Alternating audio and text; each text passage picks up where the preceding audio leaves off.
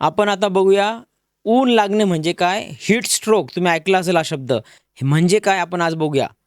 नमस्कार, मी डॉक्टर प्रशांत चव्हाण, आपल्या पाल्याचा यूट्यूबवरील बालरोग तज्ज्ञ. गेल्या आठवड्यात माझ्याकडं 4 वर्षाचं मूल आलं. आई रडत होती. म्हणाली, डॉक्टर, मुलगा बाहेर खेळत होता, अचानक पडला.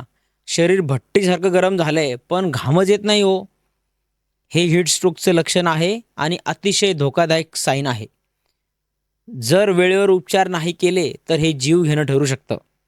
आज मी तुम्हाला सांगणार आहे ऊन लागणं म्हणजे नक्की काय, ते कसं ओळखायचं, कसं टाळायचं आणि सगळ्यात इम्पॉर्टंट पहिल्या 10 मिनिटात काय करायचं. चल तर या सुरू करूया. पहिला पार्ट, ऊन लागणं म्हणजे काय.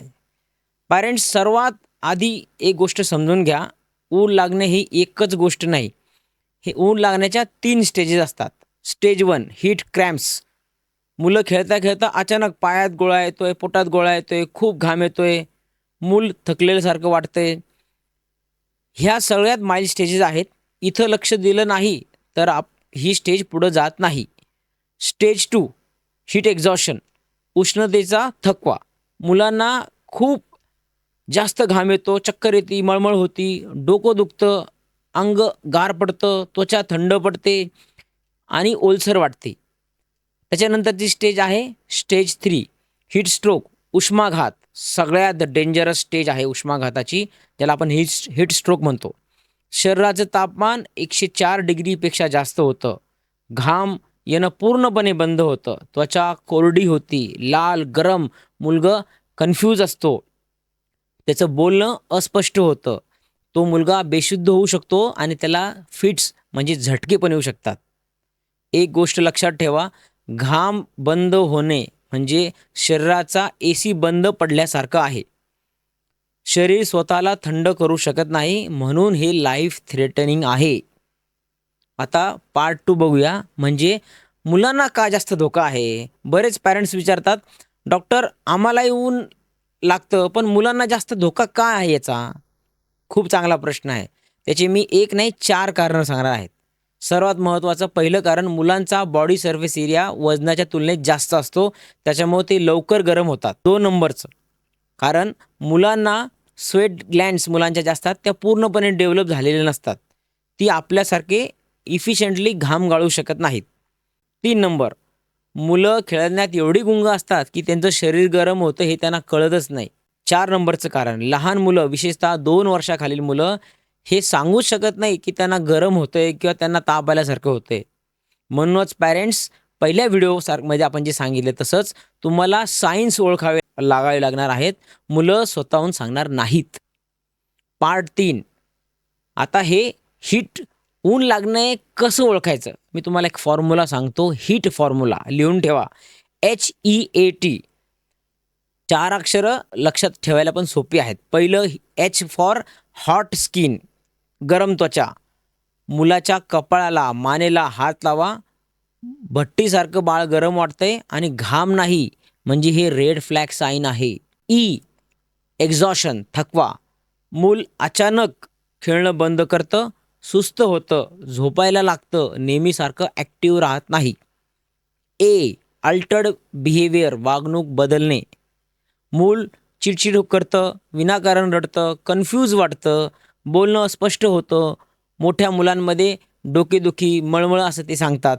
आणि शेवटचं T फॉर टेम्परेचर, ताप.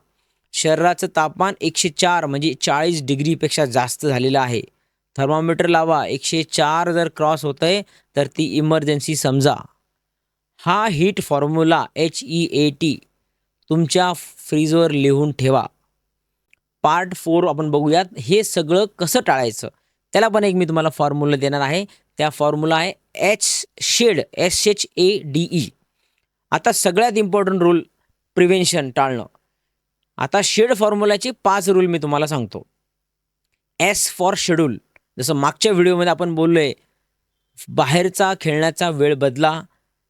1 ते 4 हा नो आउटडोअर प्ले झोन आहे, डेंजर झोन आहे. त्यामुळं संध्याकाळी 5च्या नंतर आणि सकाळी 8च्या पहिले त्यांना खेळायला बाहेर पाठवा. मध्ये 11 ते 4 मध्ये नो आउटडोअर प्ले. H म्हणजे हायड्रेशन. पाणी दर 20 ते 30 मिनिटांनी पाणी पाजा. खेळायला जाण्यापूर्वी 1 ग्लास पाणी द्या. ORS द्या, लिंबू सरबत द्या, नारळ पाणी द्या, ताक द्या. हे तुमचे समरचे वॉरियर्स आहेत, वेपन्स आहेत. ए फॉर अटायर म्हणजे कपडे. सुती लूज हलक्या रंगाचे कपडे घाला. टोपी मस्ट आहे, ब्रॉड ब्रीमची टोपी असलेली घाला. सिंथेटिक आणि टाईट कपडे टाळा. D for don't leave in a car. गाडीत मुलांना सोडू नका एकटं. हे खूप इम्पॉर्टंट आहे. बंद गाडीत 10 मिनिटात तापमान 20 डिग्रीने वाढतं. मी 2 मिनिटात येतो. हे 2 मिनिटं जीव घेणे ठरू शकतात. कधीही कोणत्याही कारणासाठी मुलांना बंद गाडीत सोडू नका. शेवटचं ई म्हणजे एन्व्हायरमेंट, वातावरण. घरात क्रॉस व्हेंटिलेशन ठेवा. AC असेल तर 24 ते 26 डिग्री सेल्सिअसमध्ये चालू ठेवा. पंखा चालू ठेवा. हवा खेळती ठेवा. आता पुढचा पार्ट बघूया. प्राथमिक उपचार म्हणजे 5वा पार्ट कसा करायचा, पहिल्या 10 मिनिटात काय करायचं. हे पहिले 10 मिनिटं फार क्रुशियल असतात. समजा तुमच्या मुलाला ऊन लागले तर पहिल्या 10 मिनिटात तुम्ही काय कराल. मी तुम्हाला स्टेप बाय स्टेप सांगतो की कूल डाऊन मेथड काय आहे. स्टेप 1, शिफ्ट करा, त्याला हलवा. मुलाला उन्हातून तातडीनं सावलीत न्या. AC असेल तर ACमध्ये त्याला हलवा. एकदम थंड ACमध्ये नाही. आत न्या. सगळ्यात चांगलं त्याला जमिनीवर झोपवा. त्याचे पाय थोडेसे वर करा. स्टेप 2, स्ट्रीप म्हणजे त्याचे सगळे कपडे काढा. जास्तीचे सगळे कपडे काढून टाका. शरीराला हवा लागू द्या. टाईट असलेले कपडे सैल करा. बेल्ट, बटन, शूज काढा. स्टेप 3 म्हणजे स्पॉन्ज म्हणजे ओल्या कपड्यांनी पुसा. ओल्या कपड्याने, थंड पाणी किंवा बर्फानं नाही. कपाळ, मान, बगल आणि जांघेमध्ये ओल्या कपड्याने पुसा. हे का? कारण या ठिकाणी रक्तवाहिन्या त्वचेच्या जवळ असतात. तिथं थंडवा दिला तर रक्त लवकर थंड होतं. पण एक गोष्ट लक्षात ठेवा, डायरेक्ट बर्फ अंगावर ठेवू नका, कारण त्यामुळं ब्लड व्हेसल आकुंचन पावतात, कन्स्ट्रिक्ट होतात आणि कूलिंग अजून स्लो होती बॉडीची. स्टेप 4, SIP पाणी पाजा. मूल जर शुद्धीत असेल तर थोडं थोडं पाणी पाजा. एकदम भरपूर पाणी देऊ नका. उलटी त्यांना होऊ शकते. ORS असेल तर सर्वात चांगलं. पण लक्षात ठेवा, मूल बेशुद्ध असेल तर तातडीनं काहीही त्याला देऊ नका तोंडामध्ये. त्याला गुदमरण्याचा, चोकिंगचा धोका असतो. Step 5, call. यस, डॉक्टरांना फोन करा. हे सगळं करत असताना डॉक्टरांना फोन करा. जवळच्या हॉस्पिटलला त्याला घेऊन जा. 104पेक्षा जास्त ताप, बेशुद्धी, फिट्स हे इमर्जन्सी झटके आहे. ॲम्ब्युलन्सला 108ला कॉल करा. पार्ट 6 आणि सर्वात महत्त्वाचा, ह्या खालील चुका प्लीज करू नका. शेवटी ह्या कॉमन चुका खूप सारे पॅरेंट्स करतात. पहिली चूक, बर्फाच्या पाण्यात बुडवणं.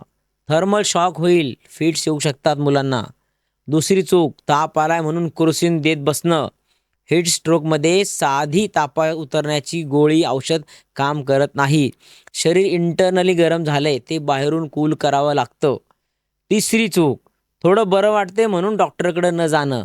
हीट स्ट्रोकचे कॉम्प्लिकेशन 12 ते 24 तास नंतर दिसू शकतात.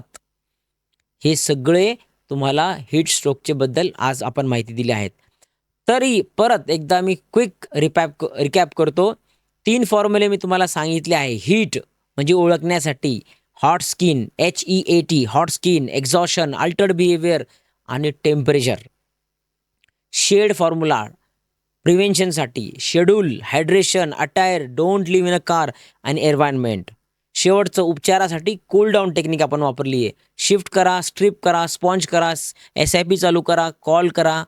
आणि आईबाबांनो, हा व्हिडिओ आत्ताच सेव्ह करा, कारण इमर्जन्सीमध्ये तुम्हाला गुगलवर सर्च करायला वेळ नसणार आहे. पण हा व्हिडिओ जर सेव्ह केला 2 मिनिटात तुम्हाला सगळं आठवेल. तुमच्या फॅमिलीच्या व्हॉट्सॲप ग्रुपमध्ये आणि शाळेच्या पॅरेंट्सच्या ग्रुपमध्ये आत्ताच शेअर करा.